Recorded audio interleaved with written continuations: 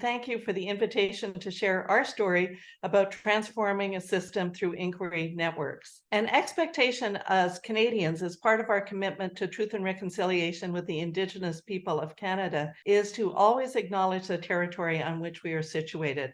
And so for us, we are gratefully acknowledging that we're joining you from the unceded territory of the Musqueam Nation and the Halkomelem speaking people.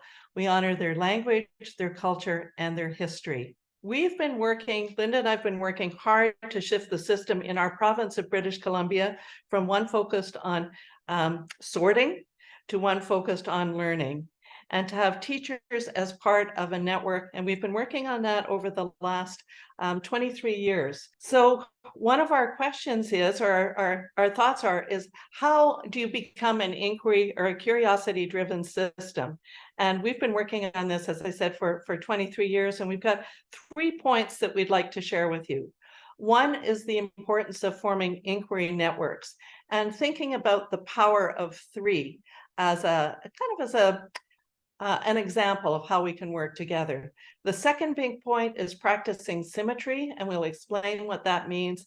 And the third is to apply a disciplined approach to inquiry. This is something we've been working on for several years, and we're going to share what that approach looks like for us within our networks and increasingly in places across the world. So forming inquiry networks, a little bit about our story.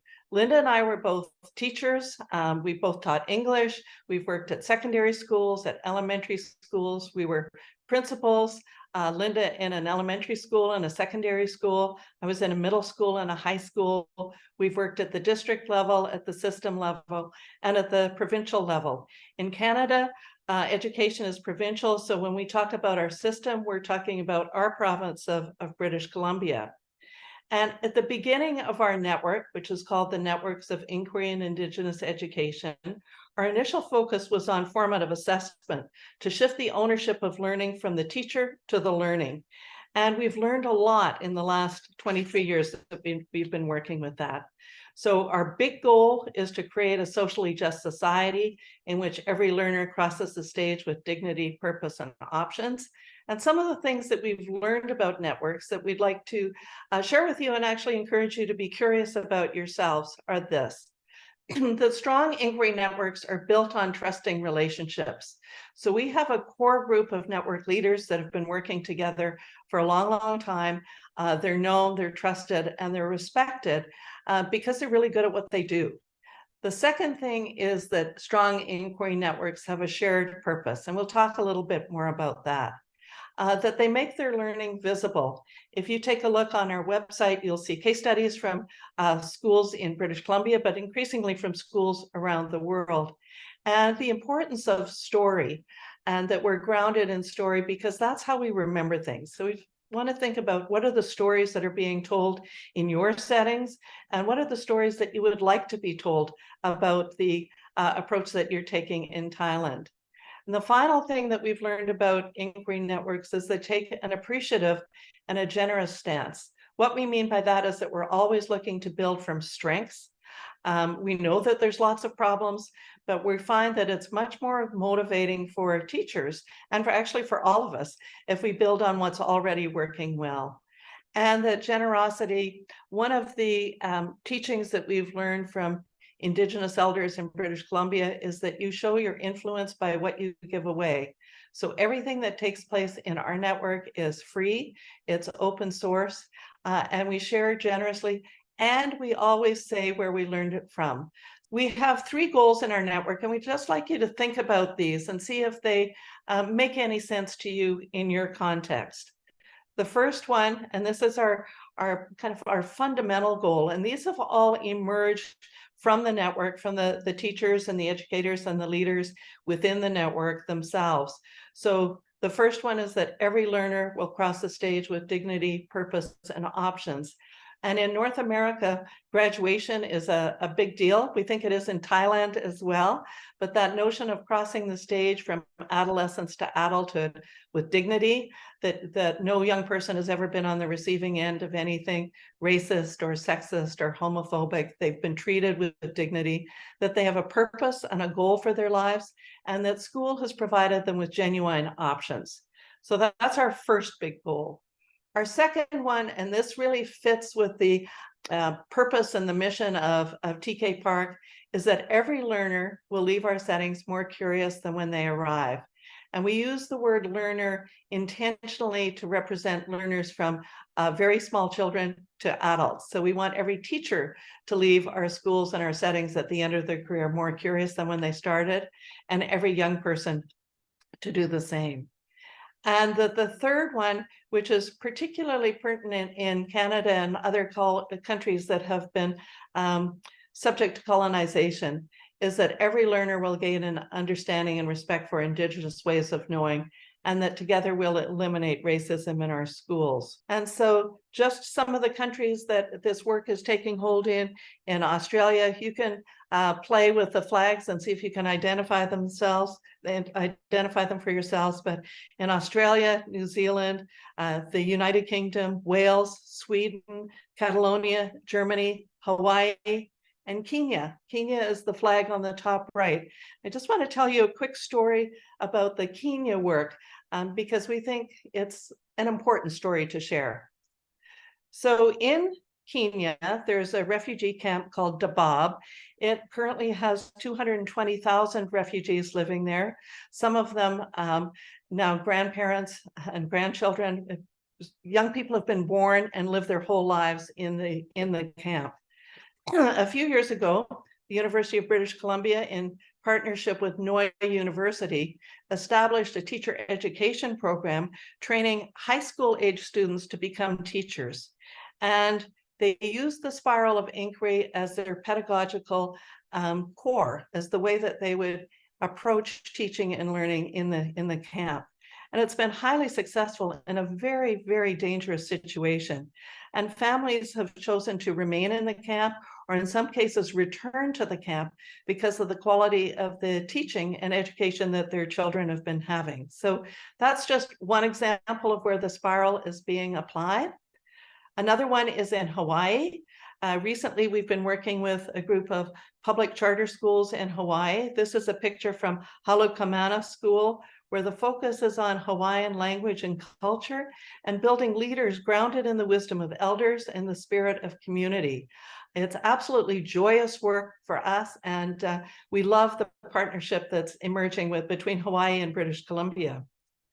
In this picture, in the top left corner of the young man and the adult with the bicycle, that's from Headland School in Wales.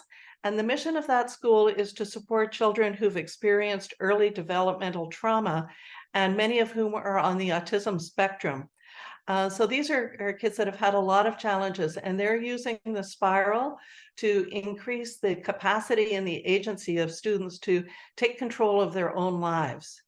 In the lower right-hand corner or left-hand corner, the girls that you see are from a small rural district in northern British Columbia.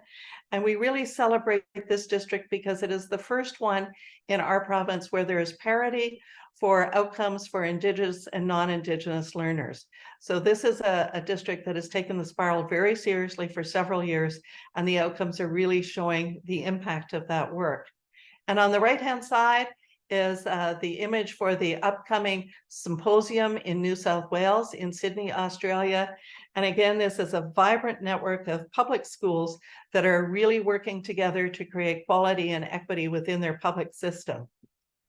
And finally, one of the things that we're focused on across our networks is the importance of learning from the land and from nature. And as we all know, it's essential for us to become better stewards of the land if we're actually going to sustain our planet. So we're excited about the work that started with a focus on formative assessment and now has moved to many, many other areas. And the last point, just in terms of background of this, is that for a few years, or for quite a few years, Linda and I were part of a multi-year OECD study on innovative learning environments.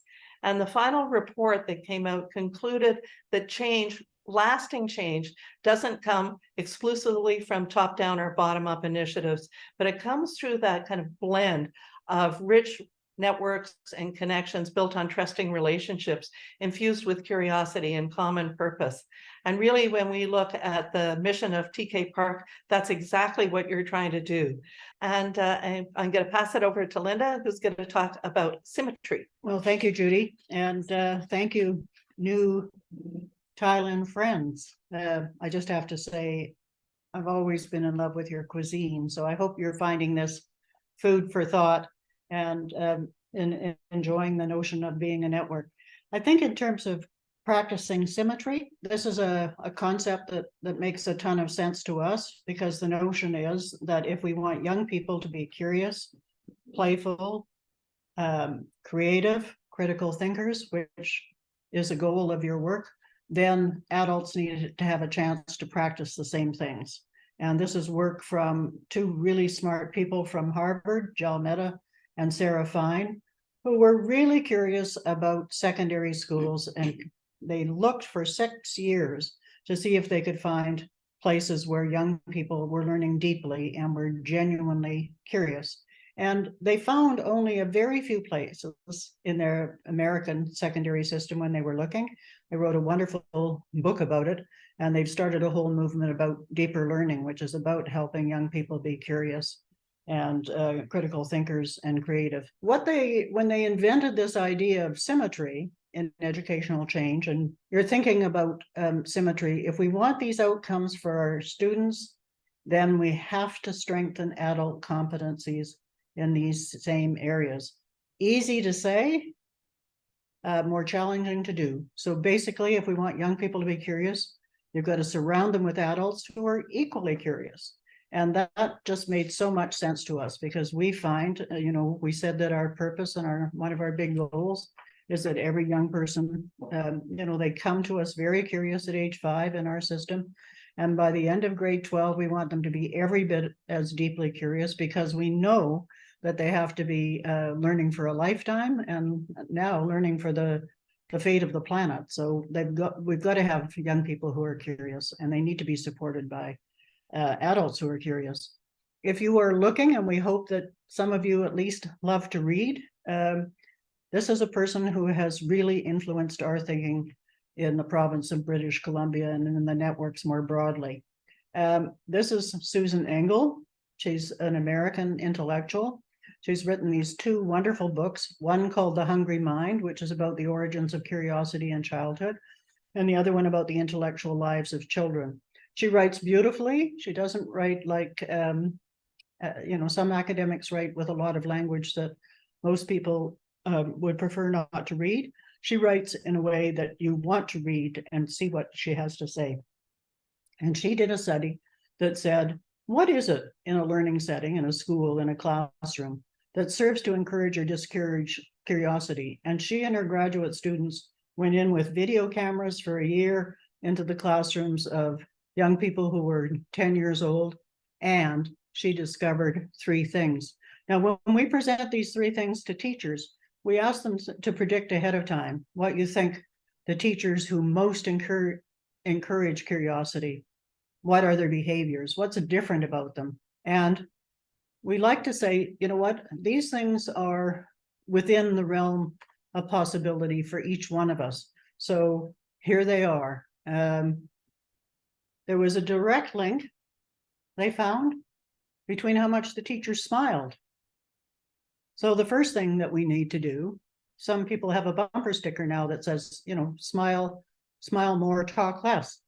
When they did talk, they did it in an encouraging manner, especially if the young person was asking a question. They didn't say, sorry, we're busy. They had a way of encouraging the curiosity.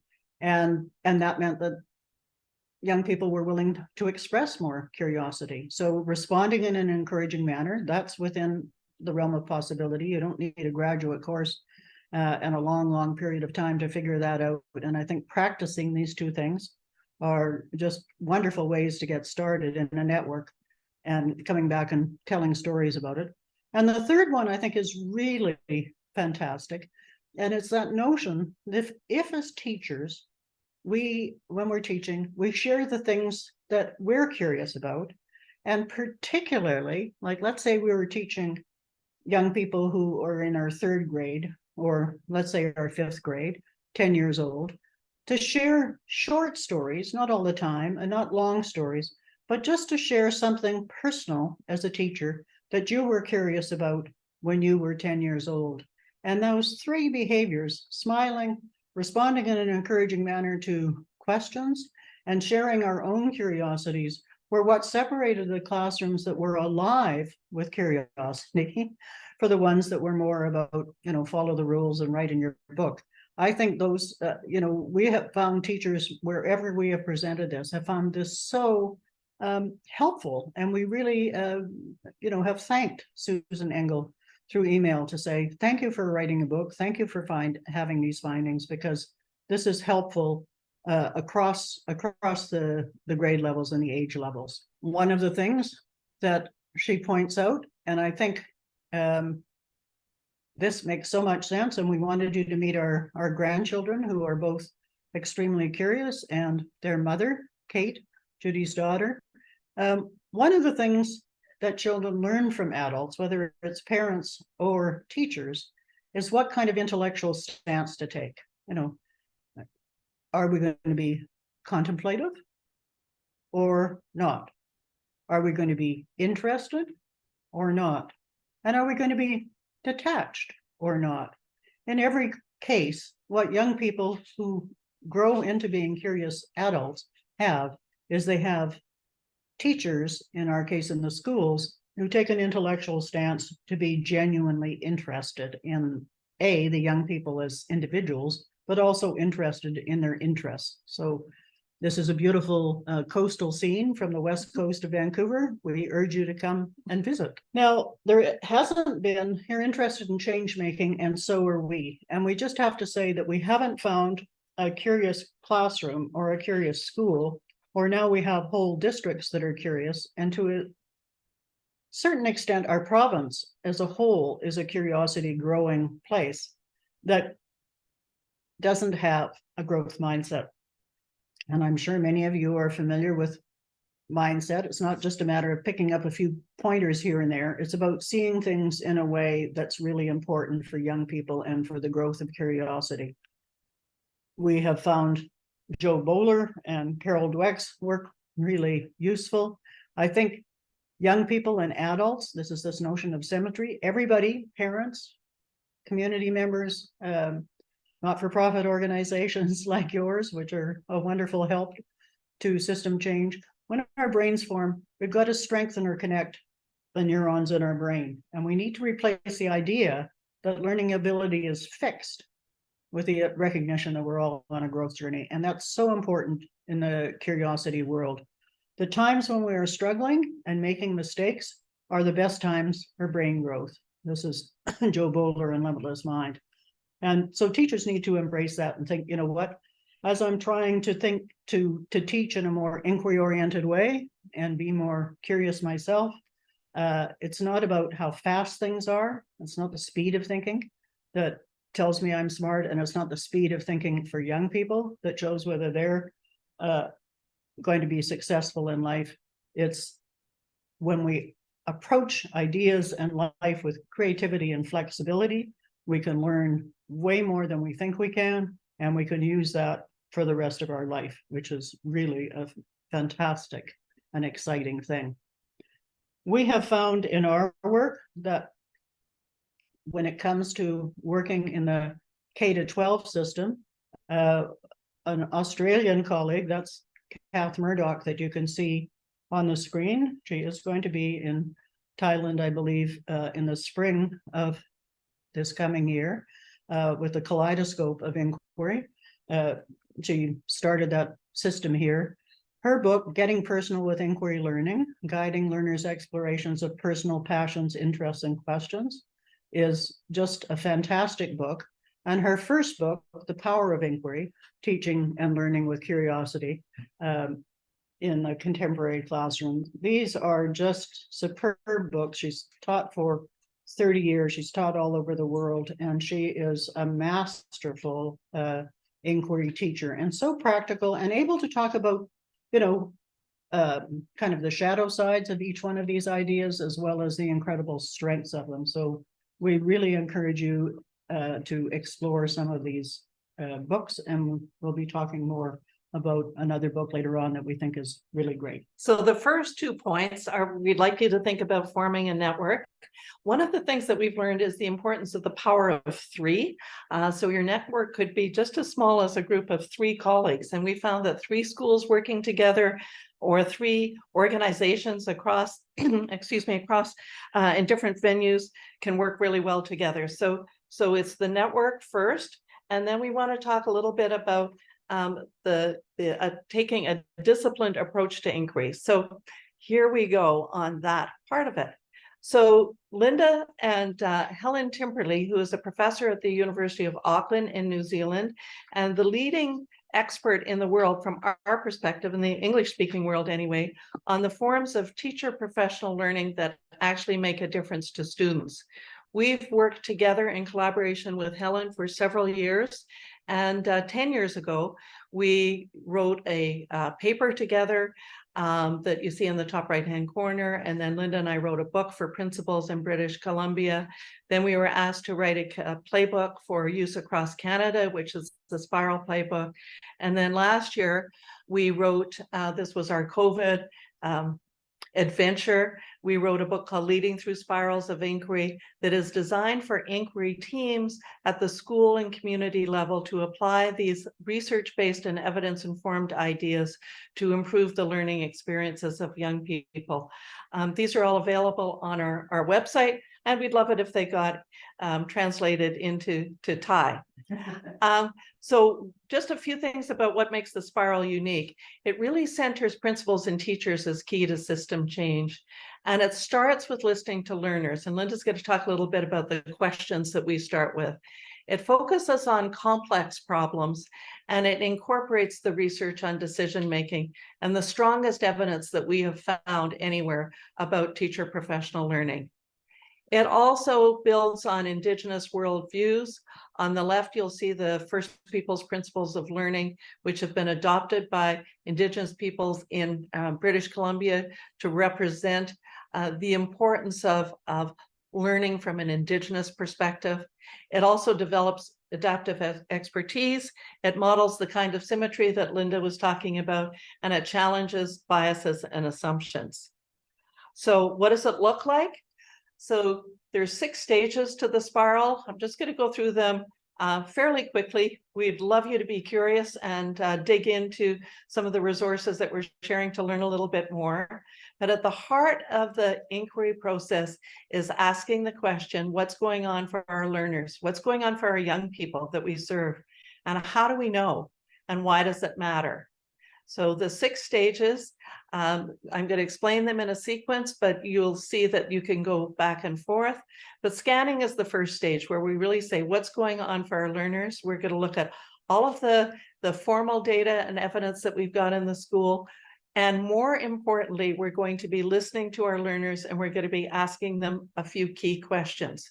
So we're going to spend 6 weeks, a couple of months, really digging into understanding the experiences of the young people that we serve. Then as a group, we're going to decide on one focus area that if we work together on collectively would give us the biggest impact. And this requires making some decisions. And we really encourage the use of the decision-making playbook that we'll show you later that's also available through the network, but it just provides a framework for making good decisions. Then we're going to pause and we're going to ask ourselves, now that we understand this situation, what's going on for our learners, what is it that we're doing, we as the adults in the school, that are contributing to this situation? So it requires us to pause and to stop and not to blame anybody else, but to accept ourselves. What is it that we're doing that's contributing positively and negatively to this situation? Then we're going to do some new learning. That may be taking a small course. It may be watching a YouTube clip. It may be reading a book. It may be doing a book study. But we're going to reach out to the knowledge base and learn something new. Then we're going to try some new things. We're going to do some different things. And then we're going to check to make sure that we're making enough of a difference. So in our schools, we encourage them to take, it could be 100 days, it could be a year, it could be 2 years, depending on the complexity of the question that they're dealing with. But they're going to go through each one of those stages, and then they're going to write a case study at the end that we share publicly to say, what are we doing? How are we doing it? How are we learning? And what are our next steps? So it's a continuous iterative process. So to get started, and how do you actually get started? We're going to go back to Linda. So I have to say that this is my favorite part of the spiral process and of the curiosity process, because we have this firm belief right from the beginning, but we've certainly seen this in the various places around the world that we've been, and the different people that we've talked to, that when teachers and principals or head teachers get started, or any, school secretaries, custodians, whatever, bus drivers, when you start by asking young people what they feel and really genuinely listening to them in the way that this experienced fellow is listening to this young fellow, you really, really do become more curious, because you want to know more about what that individual and those individuals collectively are thinking. And so we always get started, and we find that our schools and systems are most successful when they take these two questions deeply seriously. So we want you to look at them and burn them into your heart. Here's the first one. It's the belonging question, and it comes from a very important study that was done. And we asked the researcher, who had 40 questions, to tell us her very, very best question that would really allow young people to say who they felt believed in them. And this is it. It's very simple. We ask young people, we've asked them of all ages, including our grandkids, can you name 2 adults in your school who believe that you will be a success in life? And we pause, we listen, we write it down. Sometimes young people write it down themselves. And then we ask them the follow-up question, how do they show you? How do they indicate that belief in you?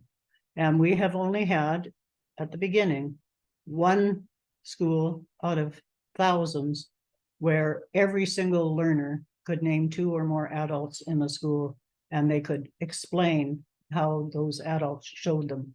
And the showing tended to be a combination of kindness and a bit of kind of pushing and saying, you know what, I believe you can do this, so give it a go. That kind of attitude. So it's a very, very, very important question. If young people cannot answer this question, and sadly in hundreds of schools we found that they can't. One answer from an Australian boy, his name was Jason, said, I don't know, my teacher hasn't taught me this yet, which I thought was such an interesting answer. But let's say that you try this out on 100 young people or 10, and you find 5 young people who can't name 2 adults in the school who believe that they'll be a success in life. Then we don't want you to go through the rest of the spiral. We want you to stop and do an activity that's called 2 by 10. And that is, you as the teacher or the librarian or the principal will talk to that young person. You'll make a commitment that you're going to talk to one of these young people for 2 minutes, 10 days in a row. And during that conversation, you won't talk about school or homework or anything like that. You will talk about what the young person is interested in, what they had for lunch, what they're looking forward to, whether they prefer to have a dog or a cat if they wanted, or a bird or a guinea pig. It's just conversation. And in one province in Canada where this research was held, they actually found that 95% of teenagers who were treated in this way went on to have highly successful years. And these were young people who were not on a trajectory for success. So this question is the most important question, and it's at the heart of taking the spiral and curiosity seriously, because young people have to belong in this confusing world that they're in. And some of the resources that we use in British Columbia, we use environmental heroines like our Swedish young person. In British Columbia, we had a wonderful young man. His name was Terry Fox. There runs in his name all over the world and all over Canada. He was trying to find a cure for cancer. We celebrate, fathers and sons who have successful, positive bonds with each other. We love the book from Australia. That young boy behind the granny's chair is trying to help her retain her memory or regain it. And he does, and that's a wonderful book by Mem Fox. And there's a beautiful book in British Columbia by an Indigenous friend of ours called Be a Good Ancestor. And this is a book that if we ever get a chance to meet you in person, we will bring you a copy, because Leona Prince and her sister are just talking about what does it mean to live your life so that you are viewed as a good ancestor. And this doesn't have to take forever, but having a 30-minute discussion with the class, if you're going to ask them the question the next day, is a really good thing to do. It's about what kind of contribution you're going to make in your life, not how much you own or, how big your car is. Here's the second question, and it absolutely is an important question too. This comes from University of Auckland Research, Helen Timperley and John Hattie, and they found that young people who could answer this question, what are you learning? And the follow-up question, why is what you're learning important? Both those parts is a absolutely critical question. We want the belongingness first, and now we're in the kind of intellectual area. So you're doing something wonderful at your festival, and what are you learning? And why is this learning important? I'm learning to think more creatively. I'm learning to be a critical thinker. I'm learning to be persuasive. I'm learning to solve mathematical and scientific problems.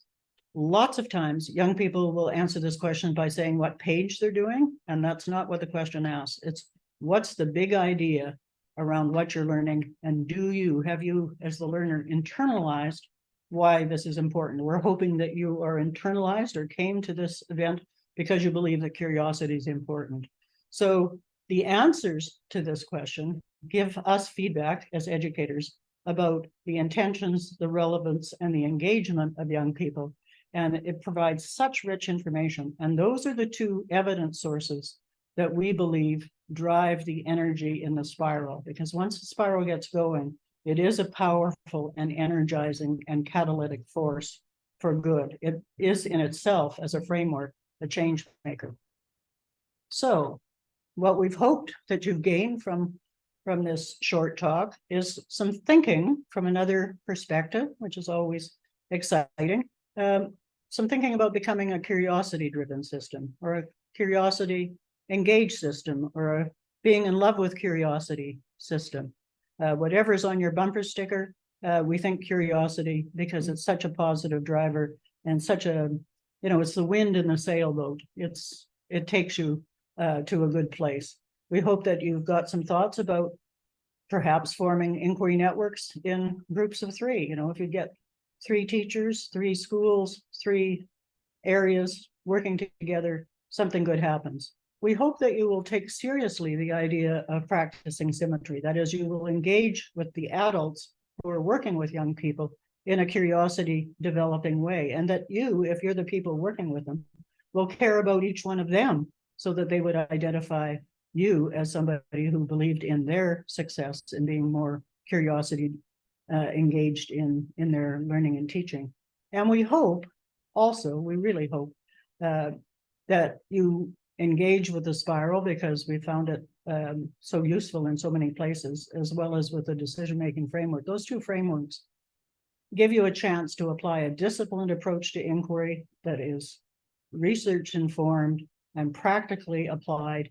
And, we said at the beginning, we've been at this 23 years. It won't have to take you 23 years if you can start with these tools, but you do have to persevere. And I would say if you're going from a transmission, write it all down in a notebook and copy the notes off something, the book or the board. to a curiosity-oriented system, it's probably going to take you a decade. And so please persevere, because it's definitely worth it. So we're just going to end with a quote and some invitation around some resources. So this quote from Albert Einstein, I think, is really at the heart of the spiral and of shifting the system. So the important thing is not to stop questioning. Curiosity has its own reason for existing. So we really applaud you for your interest in becoming more of a curiosity-driven system. And we're confident that if you form a network and you think about some of these ideas, that you're going to make some progress on that. And just some suggestions about where you can learn more. Again, all of this is available on our website and on Twitter. So we've got the Spirals, Leading Through Spirals, the book, we've got the playbook. Then we also have a learning tour study guide, because we've learned that visiting other schools, how incredibly helpful that can be. So that's just another resource for you. And then the decision playbook that I mentioned briefly in the focus section of the spiral is also available. And we're very excited that students in a number of schools have been now working with the spiral and with the decision playbook themselves. And a couple of quick examples of what that has looked like. In one school, the students in that question, what's going on for our learners, said, what's going on for the younger kids in this school? And they saw that they were lonely. And that led to an initiative where a group of older students organized things on Friday after school for young people, for the grade 8s to play games, to have a pizza together, to make friends and to hang out, which was something that they weren't experiencing. Another thing that they asked when they said what's going on is that they saw a lot of cyberbullying taking place, and that led to another initiative. And then a third one was around racism in the same school. And out of that work with the spiral and the decision playbook, the students at this school, along with their vice principal, have written a playbook for student change makers on how to take the ideas of the spiral and the decision playbook to address really important issues in their own school. And that's going to be available in the fall. And we think it's going to be a fabulous resource and really encourage you to take a look at it. We always like to end with a quote from an author who has touched our lives. And this is Richard Wagamese, who is an Indigenous author from Canada. Sadly, he passed on a few years ago. But in one of his final books, One Story, One Song, he says, as we paused by a pool in the river, Lorraine took up a pebble and tossed it in. In silence, we watched the ripples eddy outward in concentric rings and lap the stones at our feet. That's the way you change the world, she said, the smallest circles first. And the image that you see is from Martin Hill, who's an environmental photographer in New Zealand. And this image is called Floating Stones. And when we first started the network, we asked his permission to use this image for the network, because we thought it just kind of captured that notion of you start something and you don't know where it's going to go. We never anticipated 23 years ago that now we would be working in a multitude of countries, let alone speaking to you in Thailand. And we were also struck by the quote from Rosabeth Moss-Cantor, who wrote a book called Confidence. And she said that leadership is not about walking on the water, it's about creating the surface so that others can. So we hope that you have found this useful and that you'll think about how you can use the notions of networks, symmetry, curiosity, and a disciplined form of inquiry to really influence the changes that you're trying to make in Thailand. So we'd like to say thank you very much, Khab Kun, and we look forward to staying connected with you. Thank you so much.